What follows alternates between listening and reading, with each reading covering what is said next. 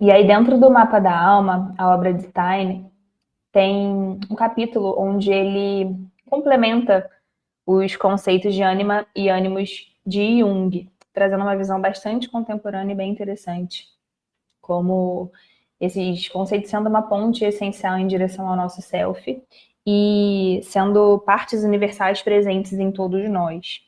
E para explicar esses conceitos em complementariedade a Jung, segundo Stein, ele reconta uma história de Jung, onde Jung, num período intenso de mergulho interior, ele estava se questionando sobre suas teorias, o Jung, o que era teoria, o que era método, o que era científico, o que era coisa da cabeça do Jung, ou como provar alguma coisa que ele passava internamente. Então, nesse mergulho interior, ele começou a desenhar e a escrever, até que ele ouviu uma voz feminina dizendo para ele: "Isso é arte". E ele percebeu que essa voz não vinha de fora, era uma presença interna dentro dele, viva, falando, opinando, e essa voz trouxe a ele a clareza de que a psique não é só um sistema de mecanismos, mas também que ela tem uma alma personificada. E foi assim que nasceu o conceito de ânima como sendo a alma do homem e em contraponto a ânimos, o espírito da mulher. E a partir dessa história, Stein explica que ânima e ânimos, em contraponto aí, complemento a Jung, são mais complemento mesmo, né, nesse primeiro momento, que ânima e ânimos são arquétipos de ligação, são um elo simbólico entre o ego, aquilo que está consciente em nós, e aquilo que está inconsciente. Então, o elo entre o ego e o inconsciente coletivo, né, as nossas profundezas.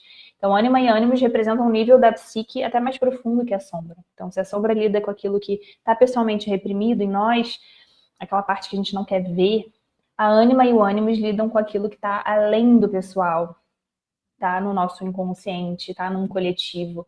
Então, eles são os mensageiros da alma, trazendo imagens e sentimentos que nos ligam a esses padrões universais presentes em todos nós. E, embora todos nós tenhamos ambos os arquétipos, ânima e ânimos, eles se manifestam para compensar aquilo que está no nosso ego consciente. Esse é o principal ponto que está em trás da sua obra a respeito desse tema, que independente de polaridade, de questão até de gênero, assim, né, existe uma polaridade e existe esse contraponto. Né? O ânima ou ânimos vai estar ali no inconsciente representando aquilo que não foi manifesto na nossa persona, no nosso consciente. Então, é aquilo que seria o oposto complementar. Então, a ânima personifica o eros, o princípio do sentir, do vínculo, e o ânimos representa o logos, o princípio da razão, da palavra. Então, são duas polaridades opostas de um todo. E essa polaridade é o que define tanto o nosso desenvolvimento, quando elas estão integradas em nós, quanto o desequilíbrio, quando a gente entra em conflito com elas ou não as desenvolve integralmente em determinados aspectos.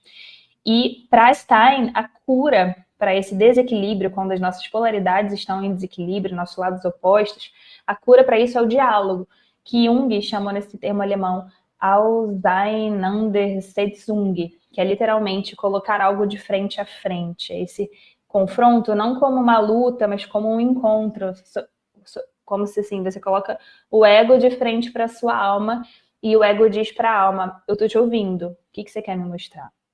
Então, essa natureza do encontro, onde o ego aprende a negociar com o inconsciente. Então, por exemplo, uma pessoa que tem na sua estrutura muito forte o seu aspecto lógico, logos, ela, quando integra essas polaridades, ela aprende a dar valor às suas emoções, ao eros, sem ser avassalada por suas emoções, num desequilíbrio. Ela consegue lidar de forma equilibrada com as suas emoções.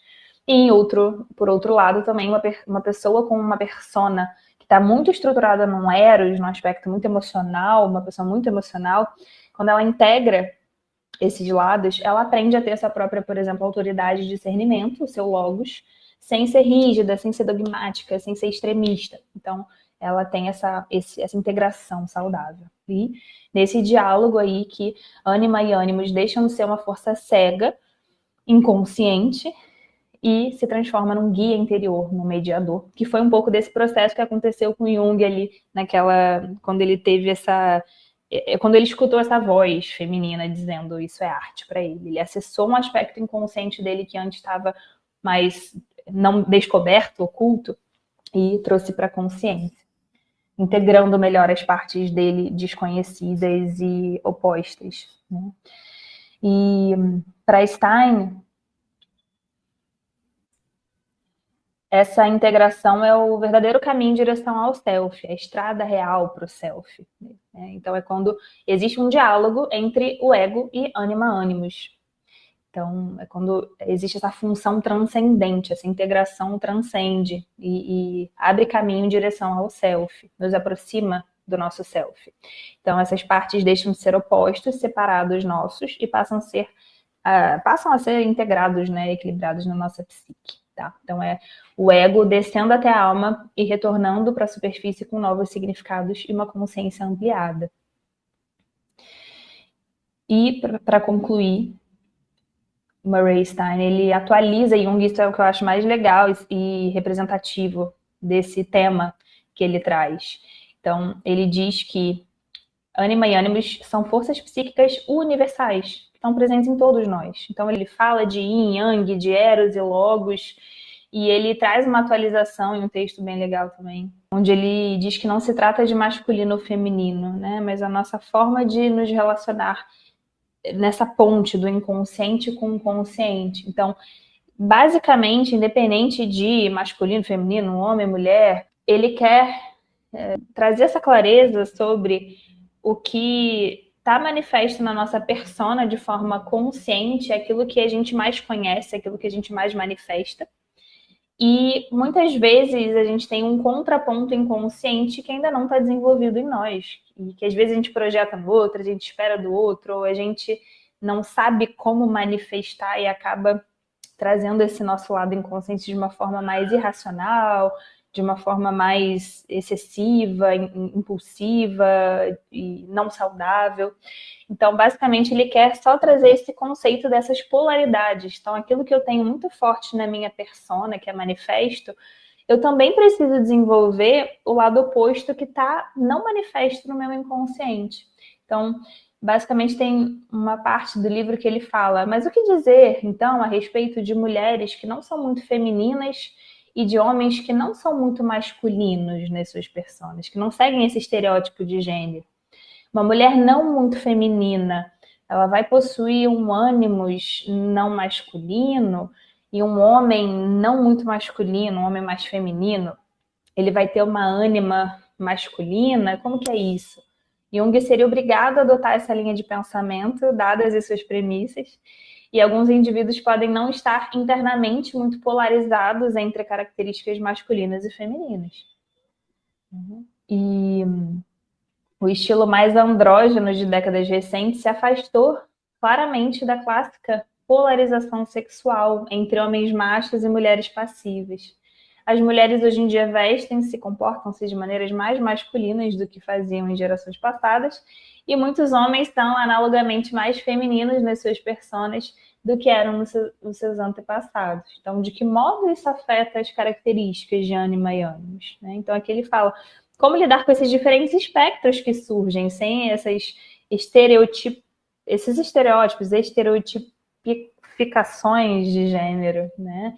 Essas pessoas que não correspondem exatamente a uma coisa ou outra, mas são um espectro, né?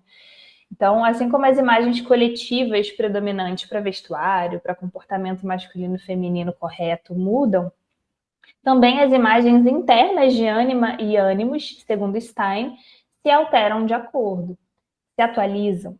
Então, em conformidade com a regra, tudo que é deixado de fora da adaptação consciente da cultura reinante da pessoa individual é relegado para o inconsciente e vai se reunir em torno da estrutura que Jung deu o nome de ânima-ânimos. Então, aqui ele fala basicamente que aquilo que não está manifesto no meu consciente vai estar no meu inconsciente para ser clarificado em algum momento, manifesto, tornado consciente em algum momento, né? Então, para um homem extremamente afeminado, a atitude interior ânima dele será masculina em qualidade, yang, logos, porque isso é o que foi deixado de fora da adaptação da persona consciente desse homem. Então, basicamente, ele traz essa noção de polaridades. Então, a tarefa da individuação é permitir que esses dois princípios conversem e que o sentir, o pensar, razão, emoção, caminhem juntos.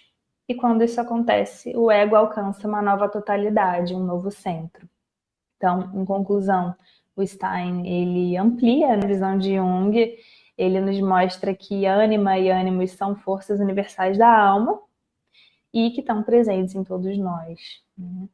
E o Mapa da Alma, né, essa obra de Stein, nos convida a honrar essa alma interior, né, abrindo um caminho para a nossa totalidade cada vez mais. E isso, inevitavelmente, passa, segundo ele, pelo diálogo, pela integração de ânima e ânimos.